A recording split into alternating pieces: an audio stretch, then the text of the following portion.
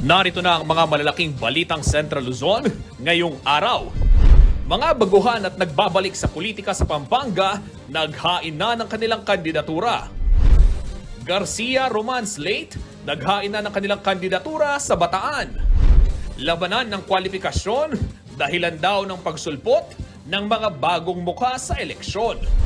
At dating City of San Fernando Mayor Oka Rodriguez, magbabalik pa ba?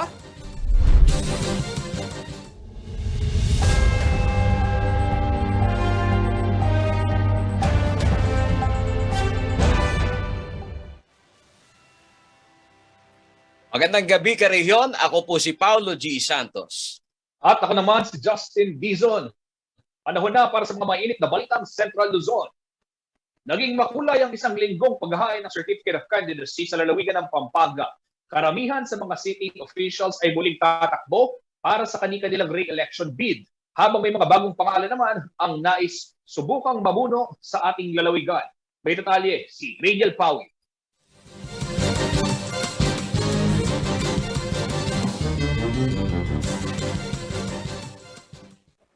Bago pa man ang huling araw ng COC filing, ilang mga bagong pangalan at comebacking politicians sa Pampanga ang naghain ng kanilang kandidatura para sa susunod na eleksyon.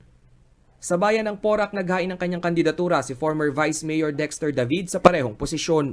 Mag-focus po kay pamag-address kaning problema tamo, kay especially kay COVID na nasa tamo. For Vice Mayor, pero this time alak po kaalyadong mayor. Po. Papasok din sa politika bilang konsehal ng Porac ang pamangkin ni David na si Bench David Dizon. Ayon sa 20-year-old aspiring councilor, programang tututok sa kapakanan ng mga kabataan ang kanyang priority program. Uunahin ko po yung empowerment of the youth siguro kasi marami din po sila matutulong sa ating balen. Nais din naman magkaroon ng comeback sa pinakamataas na posisyon ng bayan si former Porac Mayor Carling de la Cruz. Kanya namang running mate para sa pagka-vice-alcalde si Councilor Mike Tapang.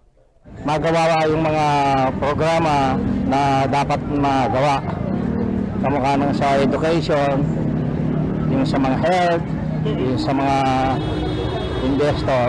Isabihan min ng makanano pang di na long-term solution, hindi nga at yung pandemya ngayon na.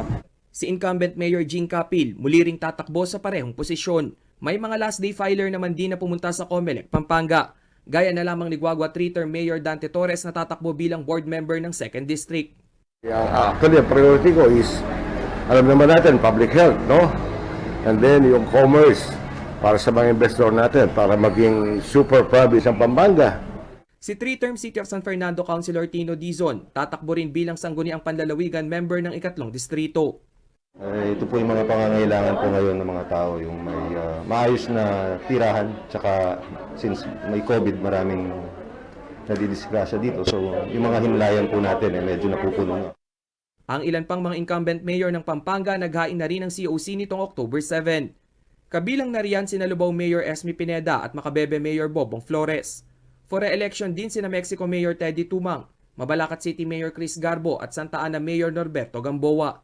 Habang si 3-term Arayat Mayor Bon Alejandrino ay tatakbo naman bilang vice-alkalde. Si Vice Mayor Rayhart Guevara naman ng Santa Ana ay nag-file na rin ng kanyang COC sa pagka-alkalde ng bayan. Ngayong October 8 ang pinakahuling filing ng COC sa buong bansa. Subalit hanggang November 15 ay maaaring magkaroon ng substitution ng mga naghain basta't iisang partido lamang galing ang mga kandidato. Isa ang Pampanga sa may pinakamakulay na politika sa buong Pilipinas. Bukod sa mga dating magkakaaway na biglang naging magkakaalyado, ang Pampanga Political Anatomy ay binubuo ng malaking porsyento ng lokal na partidong kambilan na pinamumunuan ng pamilya Pineda. Higit 1.4 million ang registered voters sa Kalakhang probinsya. Raniel Pawid, CLTV News.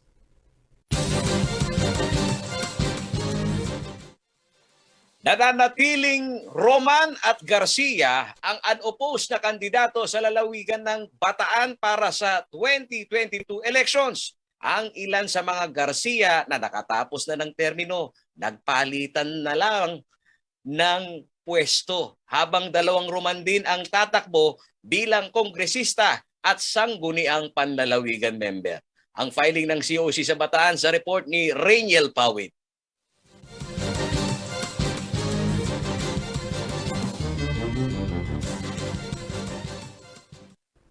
Muling tatakbo sa pinakamatataas na posisyon ng Bataan ng mga kilalang political heavyweight ng probinsya. 5 Garcia at 2 Roman ang nakapaghain na ng kani-kanilang mga kandidatura. Sina Governor Abet Garcia at Bataan 2nd District Representative Joet Garcia na parehong nasa kanilang ikatlong termino na ay magpapalit ng posisyon para sa 2022 elections. Tatakbo naman para sa kanyang ikatlong termino bilang alkalde ng Balanga City ang isa pa nilang kapatid na si Mayor Francis Garcia. Ang isa pa nilang kapatid na si outgoing Dinalupihan Mayor Gila Garcia, nais namang maluklok bilang kinatawan ng bagong buong 3rd District ng Lalawigan. Mananatiling vice-gobernador naman ang tatakbuhin ng kanilang first cousin na si incumbent Vice Governor Chris Garcia. Samantala, si Bataan 1st District Geraldine Roman naghain na rin ang kanyang COC para sa ikatlong termino sa Kongreso. Paano naman po nakapagsulong ako ng mga batas para sa mga veterano, para sa mga mag-aaral, para po sa ating universal healthcare system, para po sa ating mga magsasaka, at sinikap ko rin pong isulong ang mga batas na laban sa diskriminasyon, lalong-lalo na po dun sa mga members ng LGBTQI. Habang ang kanyang kapatid na si Atty. Tony Boy Roman nais namang maluklok bilang sangguniang panlalawigan member. Ang Bataan ay may 11 bayan, 1 syudad at higit kalahating milyong rehistradong botante. Rainiel Pawid, CLTV News. Abangan sa pagbabalik ng CLTV News. Labanan ng kwalifikasyon dahilan daw ng pagsulpot ng mga bagong mukha sa eleksyon. Manatiling nakatutok para sa iba pang mga nangungunang balita ngayong araw dito sa CLTV News.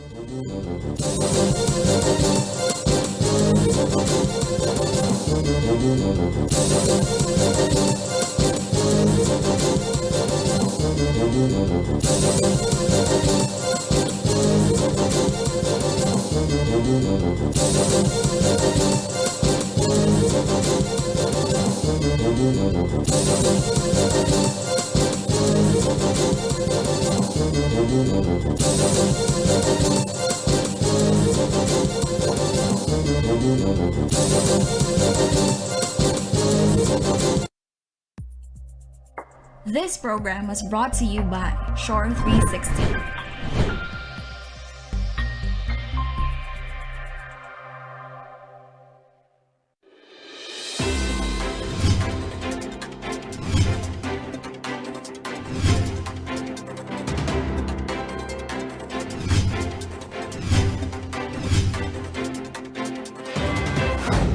Dito po sa Bulacan, ito po ang unang Bagsakan Center. Lahat natin ang mga taga-Bulacanyo ang makinabang dito sa Bagsakan Center. Inununsad ang unang pagbubukas ng Good Farmers Fruits and Vegetables Wholesaling Center nitong ika-10 ng Setyembre sa Chaong, Giginto, Bulacan. Ito ay pinangunahan ni Regional Director Chris Polo Bautista Jr., Bulacan Governor Daniel Fernando, Bagsakan Center Owner Ricky Bonami, katuwang ang Bukal Farmers Multipurpose Cooperative Chairman Ferdinand Santos. Ini-encourage namin itong mga ganitong partnership. We appreciate yung investment na ginawa ng isang private sector dito sa trading center dito sa Bulacan. Makabibili ng dekalidad at abot kayang presyo ang mga mamimili ng mga produktong ibinebenta mismo ng mga magsasaka mula sa Bulacan, Benguet, Nueva Vizcaya at iba pang karatig lalawigan. Magandang partnership ito with what is happening now sa COVID pandemic.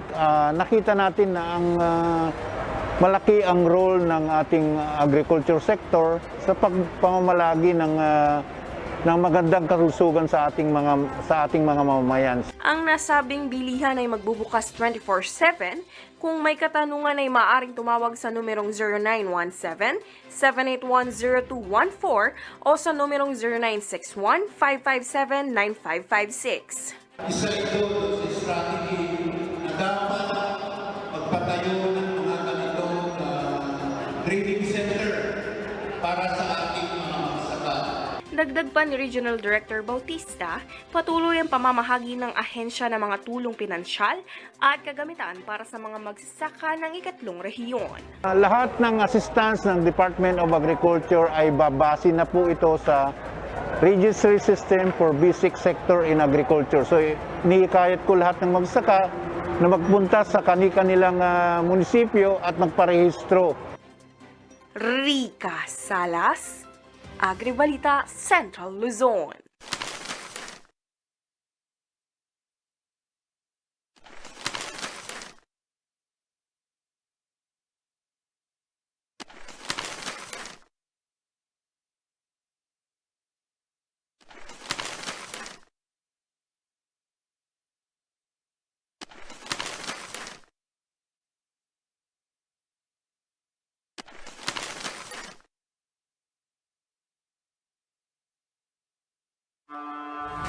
Why do humans have a desire to go up and over and not around? For some, it's not just about going against the tide, but also being over their doubts about the world and knowing that they can make it better. Truth is, we go up and over what's ahead of us so we can overcome the biggest obstacle, ourselves. New Ford Ranger FX4 Max. Live the Ranger life.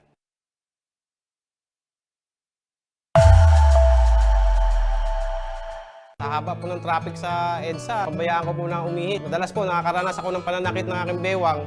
Ang findings po sa akin, nagkaroon po ako ng kidney stone. Dahil sa kidney care, ang problema ko sa kidney ko, solved na. Kayang-kaya ng kidney care. Ang kidney care, hindi gamot, hindi dapat gamitin panggamot sa anumang uri ng sakit.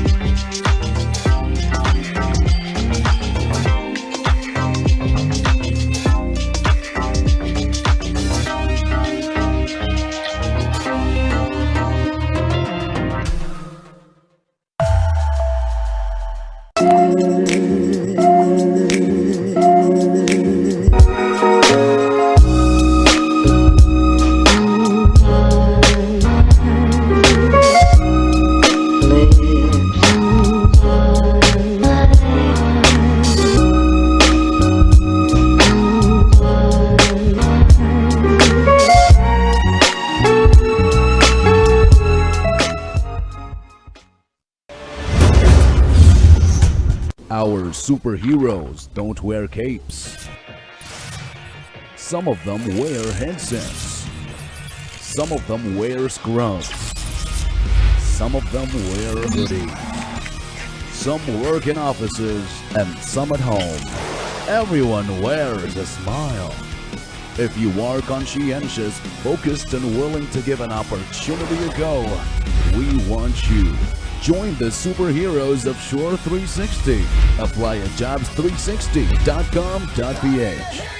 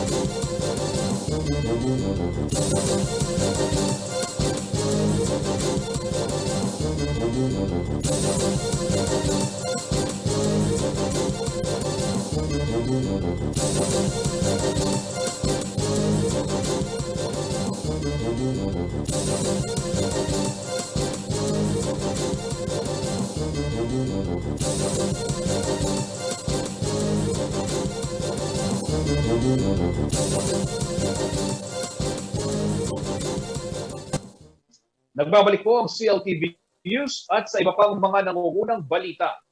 Dahil sa nararanasang krisis dulot ng pandemya, marami sa mga botante ang nag-iisip na sumubok daw ng bagong kandidato. Kaya naman may mga ilang bagong pangalan ang lumutang sa pagsasara ng filing ng Certificate of Candidacy ngayong araw. Paalala naman ng COMELEC, maging mapanuri sa mga tumatakbo dahil ang iba raw hindi naman nagbibigay ng alternatibo. Bagkus, panghati lamang ng boto o di kaya naman ay pampagulo. Narito ang detalye ng balitang yan.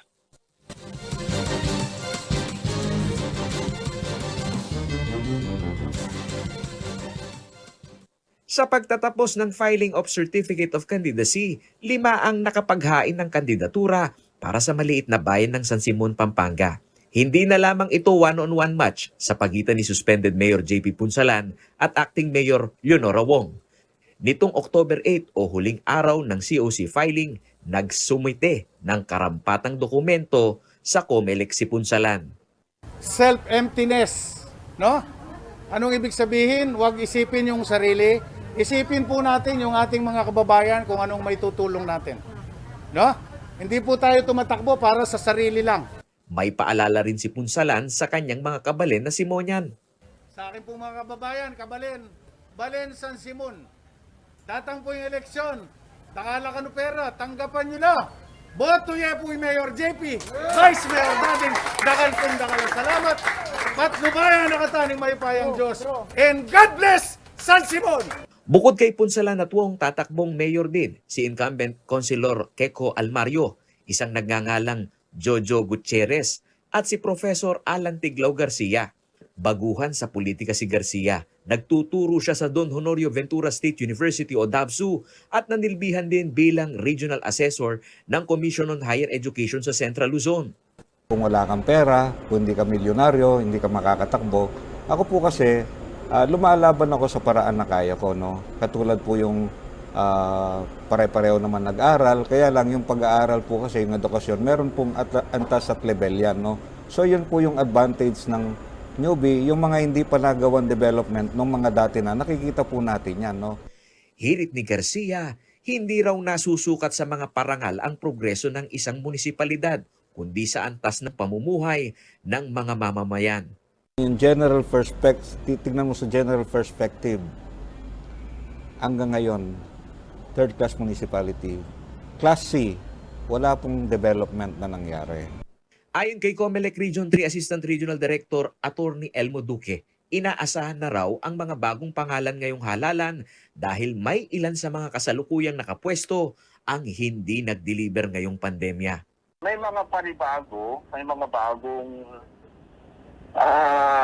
mga mukha, mga pangalan sa kadahilanan na nagsawa na rin ng tao. Minsan, tama na. Balikan na rin natin yan.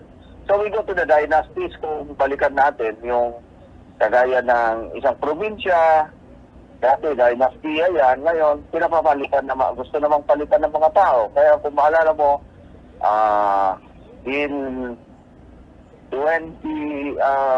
2007 ba yun? May mga ganyan din na may mga ganyan din na mga clamor. Pero hindi raw lahat ng bago pwedeng alternatibo. May ilan daw kasi na ginagamit lamang bilang panghati ng boto o di kaya naman ay pampagulo. It causes mockery to the election process by similarity of names. Or there is no faithful intention to really run. Yung pagpagulo lang, lang sa media, gano'n. Ayon sa COMELEC, gaano man kabuti ang layunin ng mga tumatakbo, ang ilan daw sa kanila, wala talagang kakayanan para mangampanya. Base sa calendar of events ng COMELEC, October 29, makikita ang online na listahan ng mga official candidates. November 8 naman ang huling correction ng mga pangalan na pinal na lalabas sa balota, habang November 15 ang substitution. Paulo G. Santos, CLTV News. Narito naman ang isang mabilis na sulyap sa mga balita mula sa iba't ibang bahagi ng rehiyon. Hatid ni Angelica Cara sa CL News Express.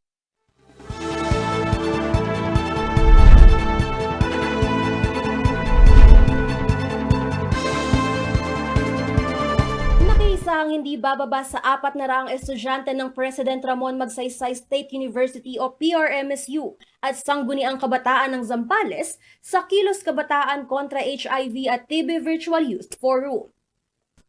Sa ibinigay na mensahe ni PRMSU President Roy Villalobos, binigyang diin niya ang kahalagahan ng maagang pagpapasuri upang mapanatili ang proteksyon laban sa sakit na HIV at tuberculosis.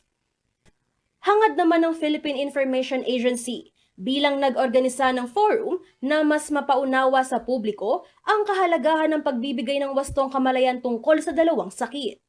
Kasama rin ng PIA, ang USAID's TB platforms, Department of Health, PMRSU at SK Zambales Federation. Samantala, dinaluhan ng mga municipal at city agriculturist at mga rice report officer ng bawat lokal na pamahalaan sa lalawigan ng Tarlac ang isinagawang information drive ng Department of Agriculture. Pahayag ni DA Rice Banner Program Focal Person Noel Rebellaco, layunin ng programang ito ang magkaroon ng bawat isa ng sapat na kaalaman pagdating sa pagsasagawa ng pagbibigay ng mga binhi at abono maging sa mga programa o proyekto ng ahensya. Laking pasasalamat naman ni Provincial Rice Report Officer Jeneline Guillermo dahil naliwanagan at nabigyan ng sagot ang katanungan ng lahat pagdating sa Farmers and Fisherfolk Registration System, Registry System for Basic Sectors in Agriculture at iba pang programa ng ahensya. Sa iba pang balita, hinimok ng Department of Health, Philippine Information Agency at ng Regional Coordinating and Monitoring Board for Senior Citizen ang mga nasa A2 category o senior citizen sa Central Luzon na magpabakuna kontra COVID-19. Binigyang diin ng DOH Health Education at Promotion Officer Teresa Marie Bondok ang kahalagahan ng bakuna sa mga matatanda na itinuturing na madaling tamaan ng virus. Base sa tala ng mga COVID-19 mortalities, senior citizen ang may pinakamataas na kaso ng mga namatay dahil sa komplikasyon. Gayunman, nasa kategoryang A2 pa rin ang may pinakamababang datos ng mga nabakunahan dahil sa pag-aalangan sa epekto ng bakuna. Nitong October 3, 2021, nasa 639,610 o 55.95% ng senior citizen pa lamang sa buong rehiyon ang nakakuha ng kanilang first dose, habang ang natitirang 503,611 ay itinuturing pa ring unvaccinated. Angelica Cara, CLTV News. Sa pagbabalik ng CLTV News, dating Syudad San Fernando Mayor Oka Rodriguez, magbabalik pa ba? Manatiling nakatutok at magbabalik ang CLTV News.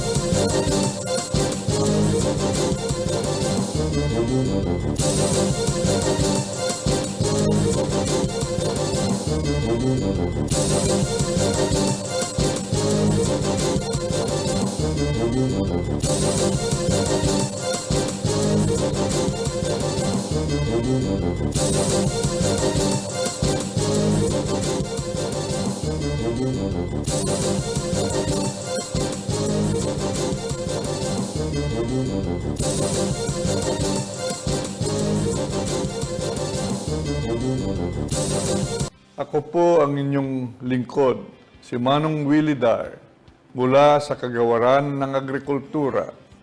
Akin po kayong inaanyayahan na tumutok sa Agri-Balita, Central Luzon, dito sa CLTV 36 upang maging updated sa mga balitang magsasaka at mangingisda.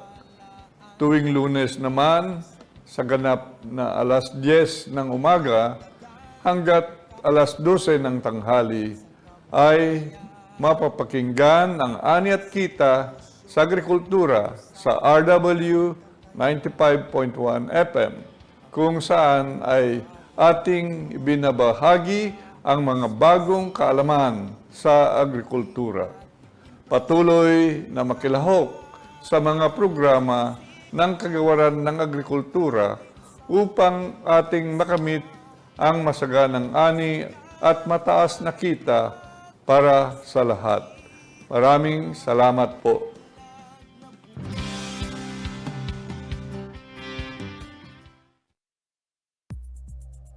This program was brought to you by Shore 360.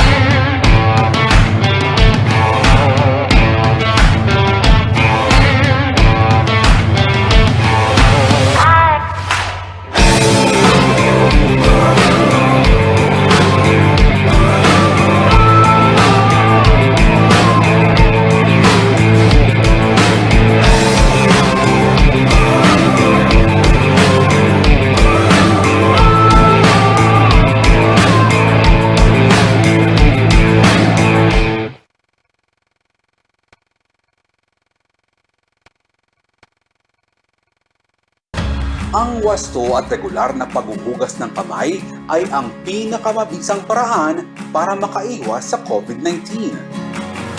Sundin lamang ang mga simpleng hakbang. Hugasan ang inyong mga kamay gamit ang sabon at tubig. Kuskusin mabuti ang inyong mga kamay. Magsimula sa palad hanggang sa pagitan ng mga daliri at likod ng kamay. Gawin ito sa loob ng 20 segundo. Banlawang mabuti ang inyong mga kamay at patuyuin ito gamit ang malinis na tuwalya.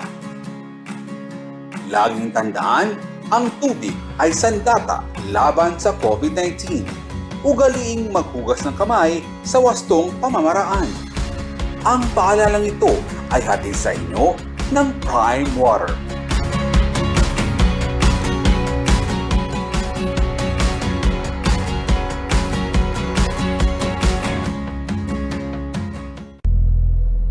Magandang araw Central Luzon, magandang araw Pilipinas. Muli ang inyong lingkod, Paolo G. Santos. Tumutugon po ang CLTV News Team sa pagbabantay sa rollout ho ng bakuna, hindi lamang ho dito sa Pampanga mga kaibigan, kundi sa buong Central Luzon. Magandang araw Pilipinas, magandang araw Central Luzon. Rainiel Pawid po at nakatuto kayo ngayon sa CLTV 36 News Update.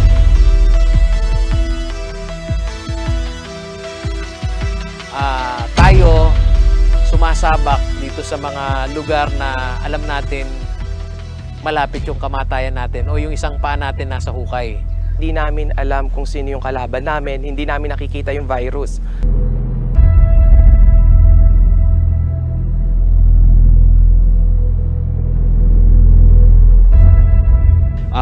Ang trabaho natin bilang mga mamamahayag ay magbigay ng wasto at napapanahong balita at impormasyon sa ating mga manonood, tagapagbasa at mga followers. Nakataya pong aming pangalan sa bawat istorya na aming inilalabas. Malaki po ang aming responsibilidad at tungkulin sa inyo, kaya tinitiyak po namin na tama at totoo ang bawat balita na aming ibinabahagi sa inyo. Kung minsan ay maaari tayong magkamintis o magkamali, ngunit ang importante ay ating naitatama ang pagkakamali dahil ang tiwala ay naibabalik din.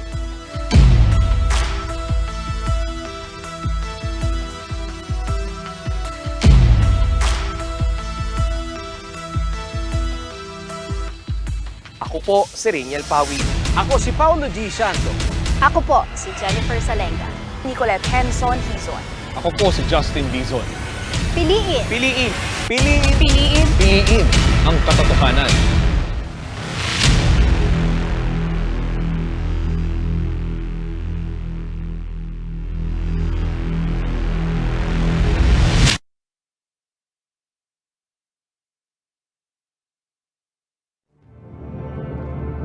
Mas mabilis pa itong kumalat kaysa sa pandemya.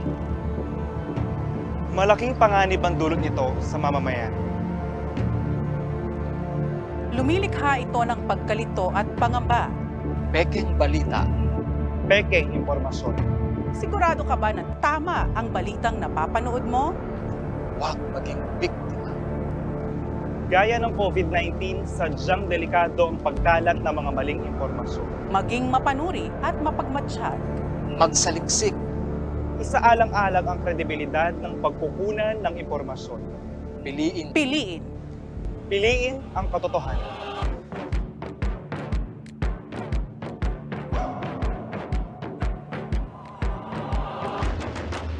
Magandang araw, Maya Payaldo. Naimbag nga aldaw mga Tarlakenyo. Mapapanood ang Central Luzon TV36 sa Tarlac sa pamamagitan ng ating cable partners.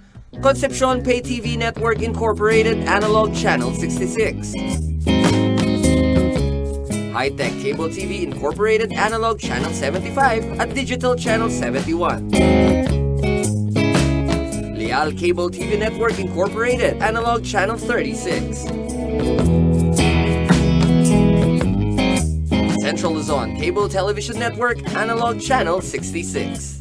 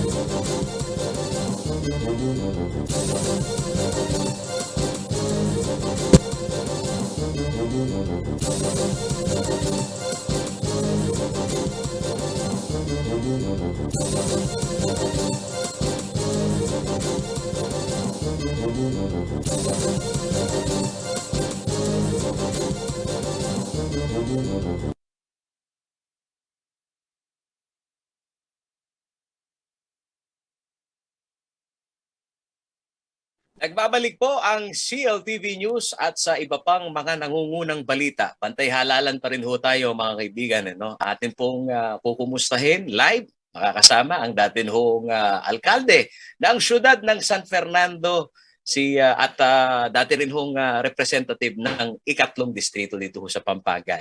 Bumati ka muna Mayor Oka Rodriguez sa atin pong mga taga-subaybay dito sa CLTV News. Kumusta ako po? Ay, Maya pa Bay, kaya ko man po, at okay na ako man. Marami hong nakatutok ngayon dito ho sa pag-usad ho ng huling araw ng COC. Gusto po namin kumustahin itong atin hong partido na inaabangan. Ayan, matingkad na matingkad ang kulay pink. Kung Oka, kumusta ba ang filing ng COC nitong mga sa ilalim ng Partido Liberal? Kahit na talagang napakagandang pagkakataon na makatulong sa sambayanan, kaya lang talagang ayaw ng mga anak ko, hindi natin sila mapipilit. Alalang-alala sila sa aking kalagayan, sa health, among others. So hindi ko napatango pa, hindi ako nakapag-file. Pero balo mo naman kung may nga labasan na panahon na na bayo ka rin kaya katamong kay apulay na ning politika na ating mag-file baka nitang itang panahon na nitang substitution. Kaya baluan na rin Manal Beke kata sa mga nakakaunawa dito sa takbo ng halalan dito sa syudad ng San Fernando. Meron ho bang naghain ng COC sa Liberal Party dito sa syudad San Fernando? Sapagkat ako ang party chairman dito sa Pampanga, natural lang nadadaan sa akin yung mga nag-a-apply. Mayroong pinadala ang national ng CONA dito at may nag-file kanina. nakahabol kanina. Pwede po ba naming malaman kung sino ho ito at anong by profession ano ho ang kanyang pagkakakilanlan? Si Lucito David Samson ito. Ang alam ko ito galing sa abroad, matagal sa abroad. Designer yan at saka office work among others. Nagturo ito ng computer work, stenographer, matagal sa mga law offices, matagal na nagtrabaho sa Manila. Ang hindi ko lang mawari kung ano talaga ang kanyang profesyon, ang kanyang kurso, I mean. Pero he is a professional. Kong, dito ho sa inyong kinatatayuan ngayon, dahil alam naman ho natin na sa mga nakalipas na panahon, meron hong nag-uudyok para ho kayo tumakbo muli sa siyudad ng San Fernando. Bukod ho dito sa konsiderasyon sa payo ho ng pamilya, ano ho ba yung mga tinitimbang ho ninyo para sabihin ho natin na may posibilidad na kayo po ay magbalik dito ho sa City Hall? Of course, ang utos ng panahon, utos ng pangangailangan, request ng partido at pagsuporta sa mga inaakalang makakapagbago sa sitwasyon at magbibigay ng pag-asa sa atin, sa bayan, sa mga mamamayan. Yun, mga malalakas na factors yun para udyukan ako na pumagitna kasi pakialamero ako by nature. Hindi ako pala pero pakialamero pagdating sa usaping bayan at kapakanan ng ating mga mamamayan. Pong, alam niyo ba na kahapon talagang nakita natin yung fashion statement ni VP Lenny umabot na diyan sa social media, nagkulay pink. Paolo G. Yes. Grabe, nag-viral. Oo, viral. Oh. Yung mga anak ko against sa pagpasok ulit sa serbisyo at sila ang nag-pressure sa akin na wag mag-buy. Lenny lahat sila pagkatapos. Sinang iba, may mga umiyak pa. Kasi hindi naman kami sama-sama, kami lang dalawa ng misis dito. Pero pagkatapos na nag-chat kami, ay talagang grabe. And then nagtawag ako sa mga kaibigan, mga leaders, kaninang umaga at kahapon. Can you imagine sa siguro nga 30 na aking tinawag, tatlo na against kay Lenny lahat pala sila, pati pamilya, lalo na yung kababaihan, Kaya napakadaling mangumbinsin itong mga humahabol sa iba't ibang municipality as party chairman na kung ano man ang dala-dala nilang partido na mag-file sila, si Lenny ang talagang dadalhin nila at susuportahan. Ganyan kaganda yung epekto ng powerful statement niya, yung pag-deliver niya ng kanyang statement, yung laman ng kanyang salita, at kung ano ang demeanor. Alam mo naman yun ng bobolat at saka alam mo naman yung sincero at tumutotoo. Kongo ka, sabi na ko pong BP Lenny, kita pong tauli yung pamitalamitam kaya, nanula po retang bilang party chair kay ni po kaya katamu labot Kapampangan dito sa Pampanga. Ano ho yung mga nabuksan ho ninyong usapin? Palo ko busy. Yung kasabi ko rin national officials na may partido. At kung may attempt na pakisabyan niya o ausan niya, yung kasabi ko lately rin yung official ng partido, in particular la kayang nano malyari nga asaw ko yung partido as chairman ng Pampanga for the Liberal Party. At como lang kanyang kandidatong tinggap national ng partido para tagal gobernador, kana kung initial ka pamalatan itang iyang kikimut para makapangumbensing ka kompleto yung tao pong kandidato yung organisasyon ni Ketty. It so happened na ali kompleto masyado. So papagalon na ako Kenny. to help itantinggap ng kandidato for the province. Hinimot ko, discovery ko, kaya mismo San Fernando, wala pa lang talagang klaro. May nga kung susuporta kang President, kay Vice President Lenny Puntagal. So, kung na mo tagal, may nahimik ko. Kasi nung tagal, wala na akong bigas yung partido masyado. Biglang-bigla yung linibutan. And with that statement, and with her commitment, plus of course, we need to support her. Makanya kung may liswas mo namang may utang-utang, may mamanaos, kung trying to help for the province. Kung Rening kaya katamon talatukine, itong ating mga followers na nanonood din sa social media dahil nabanggit mo na may nag-file under Liberal Party, ito ho ba'y ano hong relasyon nyo dito sa nag-file? Dito sa siyudad ng San Fernando? Kakilala ko yan medyo pinsan ko pa yan Naano yung impact na ning candidacy ng Lenny king kayang possible candidacy? Maragula, uli nga niyang kabalo na siguro nga lang kandidato. Panahon na pang Padilla, stenographer na yan Senator Padilla. So, maluwa na kayang grupo yan. Siguro may konsensya yan. Siguro at niya mo namang statement buring padala ka na ako. Nung mag-sakripisyo yung mag-file, baka sakali siguro nung makumbinsi ko ating elbow room. Necessary adjustment. No, ultimately, mag-desisyon kung tagal. Siguro makanya karelang kapamalakan. Balo ko naman masyadong may involved kayong politika.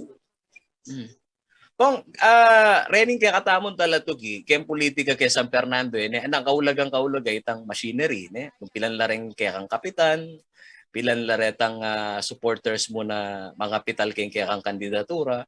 Sakali man mo, kung nano laretang mabayat asangkan na kimeto nga bagay bayo may luban, lalo na kaya pisasabihan na mayoral post kaya sa San Fernando.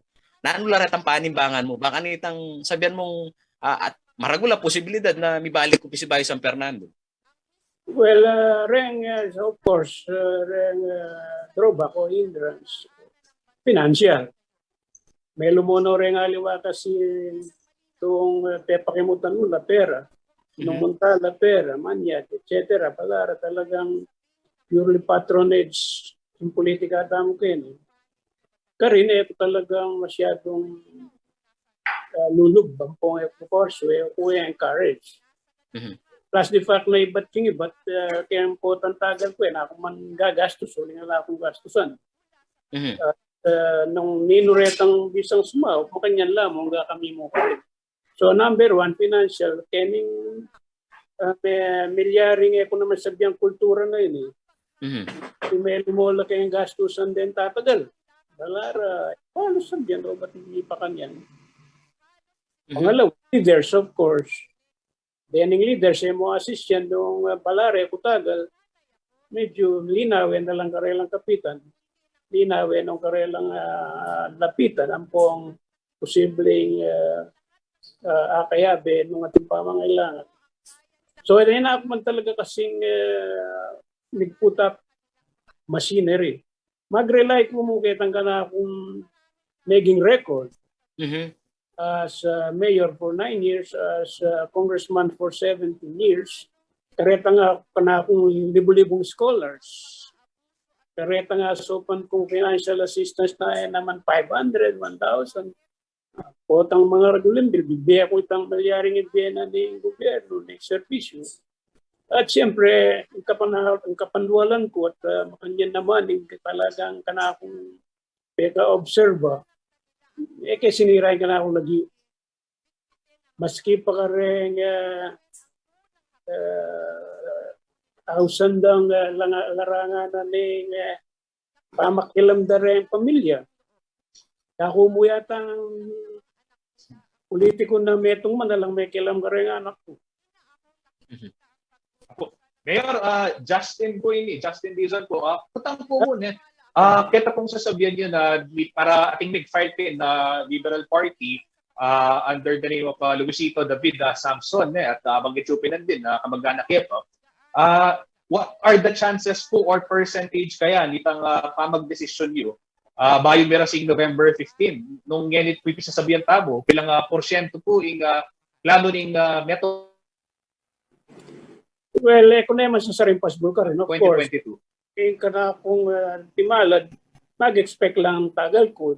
Dininan din elbow room yung sitwasyon ko para makakimutan pong makapag-decision ultimately. Nung libutan ko ulit, bakit nga so pa nila niyang point partido. Ako naman, I-appreciate ko ito. The way I see it, ako man makapiyak yung maliliari. Ako man maliliari ngayon makilam. Ako man bisang mag-embrace sa meaningless life or maging irrelevant at this stage of my life.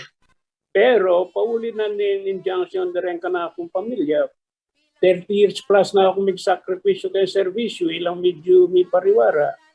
Panawalan ko naman itang karelang dahilan. At totoo naman, kaya ni sitwasyon na COVID ini, masakit na masakit. Na nung miturang kaming minda na may asawa, man malyari nga lang mituran. At the same time, pigaga na kambing kana ako siyempre ang health. Hanggang binit, pero niya magsalita ya pinileni, kukwento ko nandun Justin. Aba, very vocal na talagang may tinagla. At metong man na lang may comment na something. And vocal lang supportahan di Lenny. Anyang ipanahos kami, sabihan din sentimentura, biniro ko lang. Malumidad di sentimento mo, yung kilog mo yara, masakit kaya ka mga kamakilang ko. Ika ng bala, hara. Pero yung kaya kami, personally, premi, yung nakapamagin mo. Ang gaya pa ka rin yung kaya kami, pero medyo may dinanyatan dito kaluwagan itang karelang mangwari sa kayang termino. Itang karelang pamagbante, pamanya ka. So po. Justin. Ako. Kong dakala salamat po ting oras sa bigyayo po king pamakibat po kanin kaya kanikutam uli ka Deng Fernandino po talaga o maamangot ang naman nano pa tutuking gawa ni Meto Oscar Rodriguez. Yan po siyempre katungin natin po ni sinabi yun na nag-desisyon niya Vice President Leni Robredo na tagal presidente kaya daratang May 2022.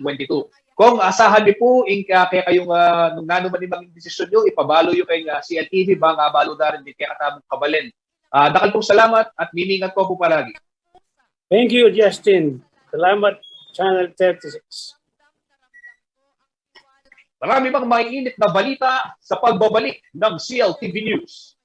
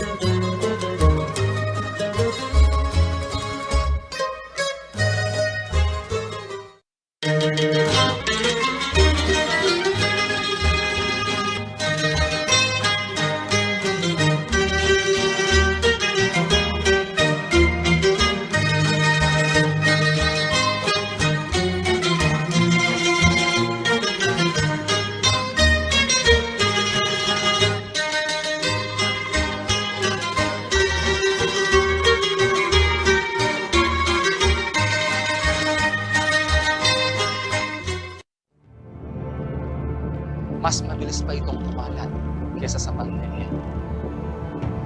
Malaking panganib ang dulot nito sa mamamayan. Lumilikha ito ng pagkalito at pangamba. Pekeng balita. Pekeng impormasyon.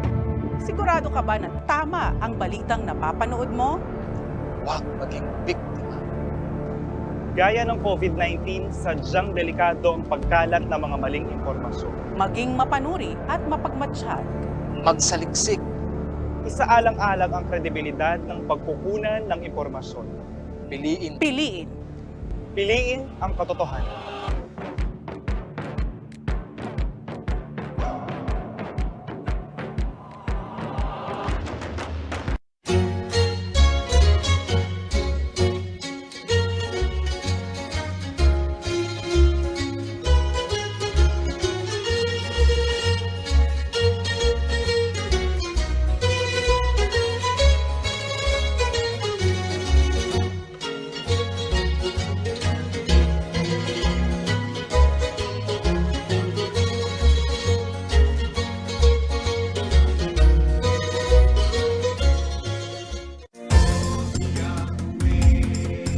Bilang isang cultural officer o isang tourism officer, napakalaking gawain ang ipalaganap ang pinagdaan ng kasaysayan ng aming bayan. Ito ang pangunahing gawain na tiyakin na ang bawat mamamayan ay may kaalaman sa kanyang pinagdaanan at may pagmamalaki sa kanyang kultura at tradisyon. Gayon din ang sining at kahusayan ng bawat mamamayan na maaaring pagmulan ng yabang o pride bilang isang Bulakenyo. Ako si Armando Santa Ana. Proud ako sa Bulacan. Proud ako bilang isang Bulakenyo.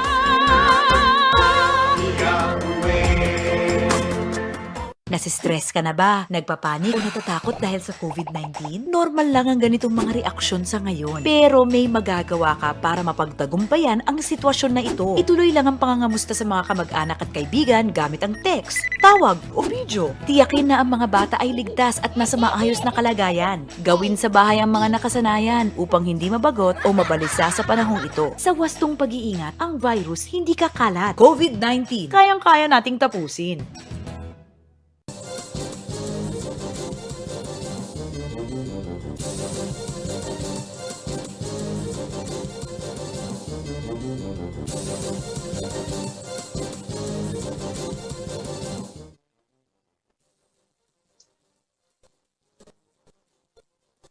News, iba't ibang most wanted persons dito sa Central Luzon ang napasakamay ng kapulisan sa magkakahiwalay na operasyon. Silipin natin ang balitang yan.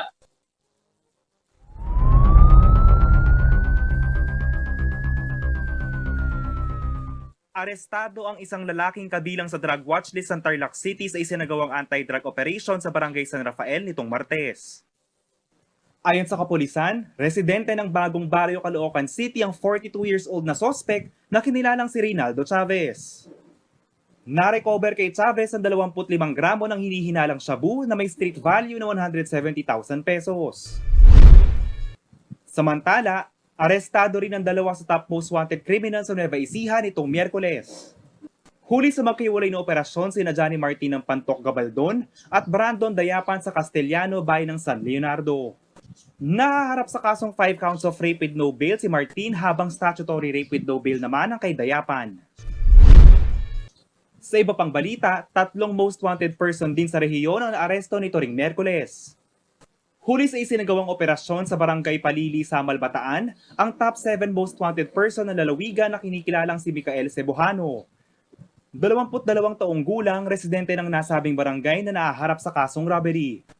Habang arestado rin sa operasyon sa Barangay Poblacion Norte, Mayantok, Tarlac, si Tony Fernando, 41 taong gulang. Top 6 most wanted person na Mayantok, Tarlac si Fernando dahil sa kasong estafa. Sa Pampanga, huli rin sa manhunt operation sa Barangay Santo Rosario, City of San Fernando, Pampanga, si Roberto Mangune na isa sa mga top most wanted ng lungsod. Nahaharap sa kasong robbery si Mangune. JM De Jesus, CLTV News.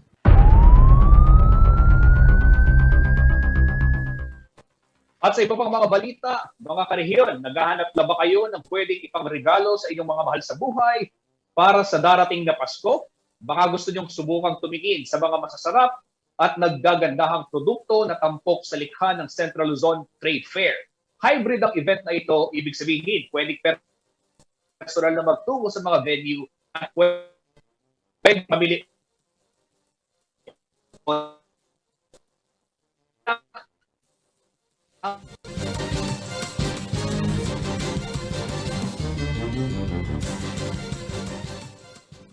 Ramdam ng negosyanteng si Rolando Pascual ang bigat ng pandemya sa kanyang footwear business na nakabase sa Nueva Ecija. Sa loob ng maraming taon, ito na ang kanilang hanap buhay, ngunit simula nang pumutok ang pandemya, pahirapan na raw sila sa pagbebenta ng kanilang produkto.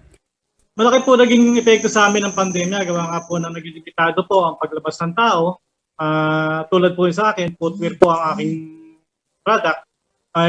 Isa po sa pinakatinamaan po ng pandemic ang footwear industry po.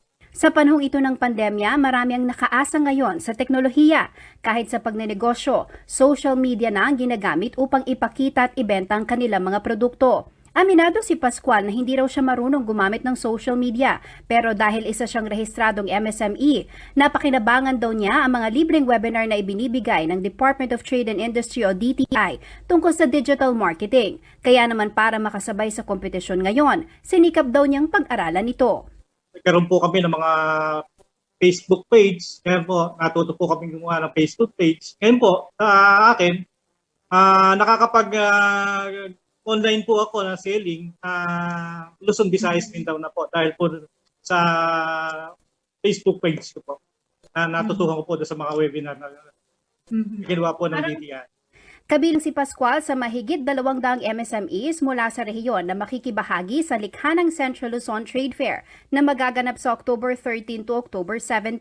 Ito ay isang regional trade fair na sinasalihan ng mga micro, small and medium enterprises mula sa 7 probinsya ng gitnang Luzon.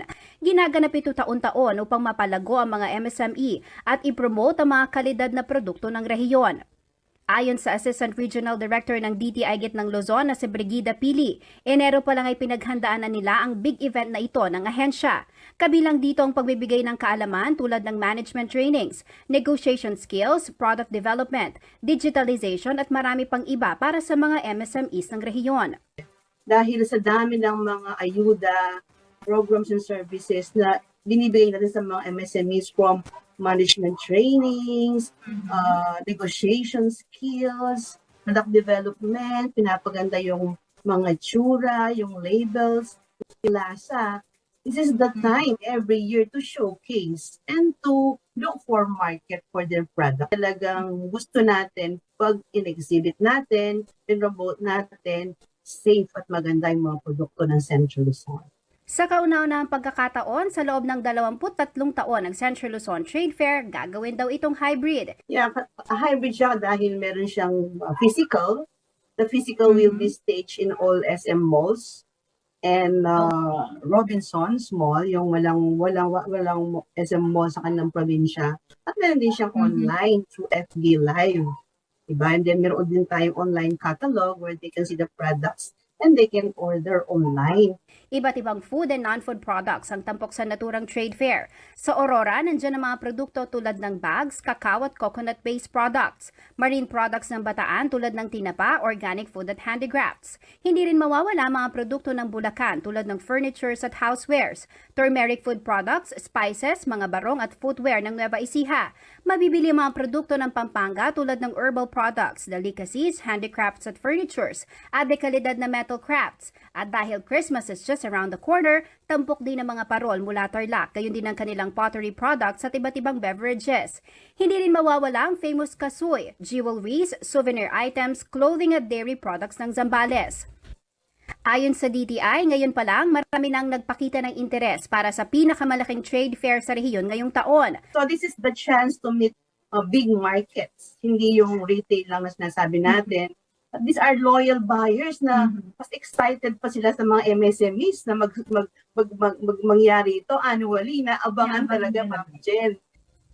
Kung ikukumpara nitong nakaraang taon, mas maraming MSMEs na raw ang lumahok ngayon, kaya ibig sabihin, mas maraming magagandang produkto ang mapagpipilian ng mga mamimili. Kaya naman sa mga nagbabalak na simulan ang pamimili ng panregalo sa Pasko, tamang-tama ang Likha Trade Fair para sa inyo.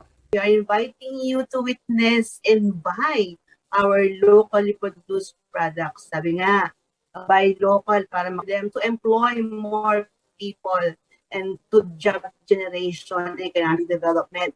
So, sana po, tangkilikin niyo yung sariling atin. See you there, October 30 to 17 in the major malls in Central Luzon. Jennifer Salega, CLTV News.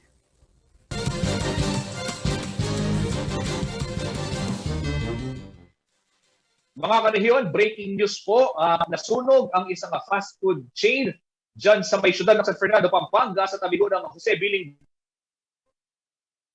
Memorial General Hospital. Ito pakita ng ating kasamahang si Paul Bara na nandun ngayon sa pinangyarihan ng sunog. Ito yung sa tabi ng Jose Bilingad Memorial General Hospital. At ayan po, nandyan pa yung mga bumbero. Kapapasok na balita lamang po yan. Mamaya po sisikapin ng CLTV News na kumuha ng karagdagang detalye kaugnay ho ng insidente yan. Ayan, Paulo G, nakikita natin. May mga bombero pa, no? At medyo malaki yung sunog na ipadala din sa atin sa Facebook, ano? Pero pansin natin na Justin, na-contain na itong sunog at usok na laang itong ating nakikita ngayon. Ito pong live feed na inyong napapanood, mga followers ng CLTV News. Ayan ho, merong umaakyat na bumbero dyan ho sa gawing bahaging itaas nitong fast food chain, Justin, na pinupuntiryan nito yung mismong lugar kung saan sumiklab itong apoy. At alamin din natin, Justin, kung aling o hanggang anong level ng alarma itong sunog na to. Yan po, yung nasasaksihan ngayon ay yung ginagawang pagresponde itong ating mga kapatid sa Bureau of Fire Protection dyan sa nasunog na fast food chain, McDonald's po sa JBL, sa tabi ng Jose Bilingad Memorial General Hospital, San Fernando, Pampanga. Sa karagdagang update po, i-follow up na tignan, abangan dito sa ating Facebook page. At yan po mga balitang nakalap ng CLTV News. Gaya po ng nabanggit ko, tumutok lamang po kayo sa Facebook at CLTV 36 Official and at CLTV 36 News. Sa Twitter naman at CLTV 36 at CLTV News. At sa Instagram naman ho at CLTV 36 Official. Kung nais naman po ninyong balikan ang mga programa ng CLTV, pwede po ninyong bisitahin ng aming YouTube channel at mag-subscribe na rin po kayo at CLTV36 Official at ang aming pong website www.cltv36.tv. Mapapanood din ho ang mga programa ng CLTV nationwide via Signal Channel 115 at sa ating pong 39 na cable partners na parami pa yan sa susunod na panahon. Justin.